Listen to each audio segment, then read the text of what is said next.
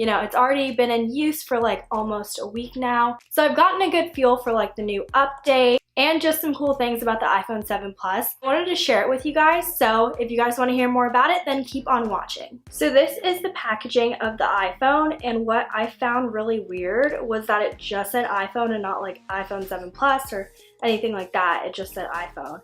And then it has the picture of the phone, of course. I got rose gold. I had the 6S Plus and the rose gold too, so I didn't really want to stray away from that color just because I really liked it. And a good way of telling the 6S Plus and the 7 Plus apart is this dual camera back here. Unfortunately, the iPhone 7 doesn't have it. I don't know why, but that's exactly why I got the 7 Plus, because I really wanted that dual camera. It looked so amazing, and I'm so into like photography, so of course I had to get that. But yeah, that's the box, and of course they have like the little gentle slide.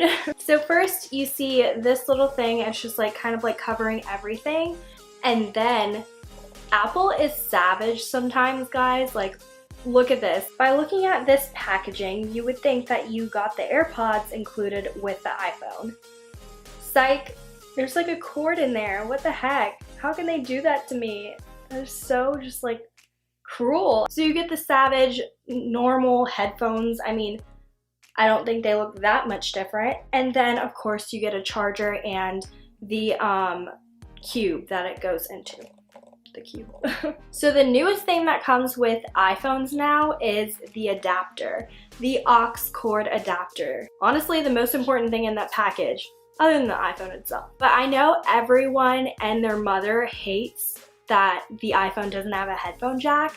But honestly, guys, I'm pretty sure if you have a headphone jack, like that's the thing that makes it not waterproof. So to make it water resistant, you kind of had to take away the headphone jack, and honestly, I'm not complaining because I'd rather have this little thing than get a little splash of water in my headphone jack and then my whole phone is just messed up and then I have to pay a lot. So I personally don't mind it. Products are always changing and we always have to adapt to them. It's not going to be that big of a deal. Like, you can even just put this right on your headphones if you wanted to, and that's probably what I'm going to do. I'm going to get another one and put one in my car and just like stick one on the end of my headphones. But I do think it's weird that you can't charge your phone and listen to music, although I don't do that very often because I actually don't listen to music unless I'm like going to the gym or something. But I see the problem there. But again, which one would you rather have? Like a water resistant phone or a headphone jack? I'd say water resistant phone, but that's just me personally. So this is the iPhone 7 Plus, and obviously it's not that much different from the 6S Plus. And I actually noticed the girl in Sprint put a 6S Plus screen protector over my phone. But if you're wondering, can I use a 6S Plus case for the 7 Plus?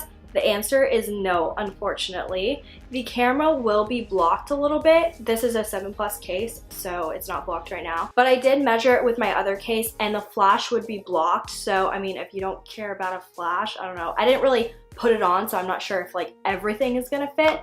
But pretty much if you're gonna try, just buy a 7 Plus case. It's because it's gonna like block your flash and make your photos like really weird. Like I said, the biggest physical difference is the dual camera, at least for the 7 Plus, because on the 7 it doesn't have a dual camera, which I don't really know why. And personally, I don't know why people like don't buy this one. Like, it's so much better. So I'm just gonna talk about the dual camera while I'm on the topic. The dual camera helps wide angle photos and zoomed photos like turn out better. And also, I watched the keynote, and this is actually the only reason I wanted the 7 Plus. Okay, so apparently it's gonna be an update later this year, which I don't know why it didn't come with the phone. Like, that's so weird, it's an update. When you see a really nice picture taken on a DSLR, you can see that the background's blurry. You can see that the lights are a little bit blurred and just like that really nice bokeh look. And that is what this is gonna do when that update comes out, which makes me so mad. I really wanted to like just play with it already. So it's gonna detect the subject and then detect the background as well, and then blur the background, which is gonna be so cool because that is like one of the reasons I use my camera, for the blurred background. I'm just so obsessed with it. So I'm so excited for that update, and if like the beta comes out, or I think that's what it's called. You can like download it for free and like test it out and be the testers. I really want to do that for that update because I want it now. So for the specs of the camera compared to the 6 Plus, the back camera has 12 megapixels compared to the 6 Plus, which was 8 megapixels. So that's a pretty big jump. And the front camera is 7 megapixels compared to the 6 Plus, which was 1.2 megapixels. That sounds really low. I don't know. I did have the 6S Plus, but I didn't have the 6 Plus. I'm not sure if they're like super different. As you can tell, I'm just really pumped about this camera and the update just needs to get here already. Another big difference is the home button. It literally doesn't push in.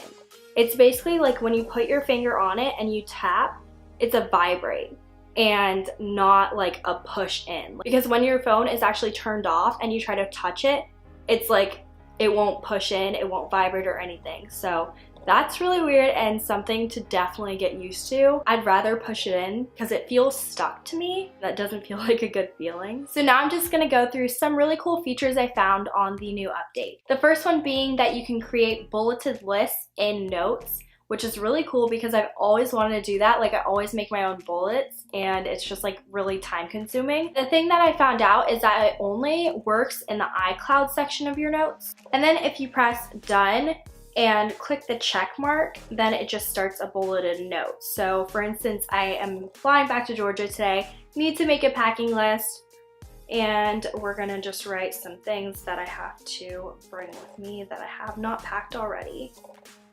And then you can actually check them off, which is like so cool. I don't know. I'm just really amazed by that because I've always needed it. Next thing that I found is that you can unsubscribe from email lists just in one button. Like literally it says unsubscribe at the top of every like email list. So for this one, it's just 17. All I have to do is hit unsubscribe and it just unsubscribes me and I never get emails from them again.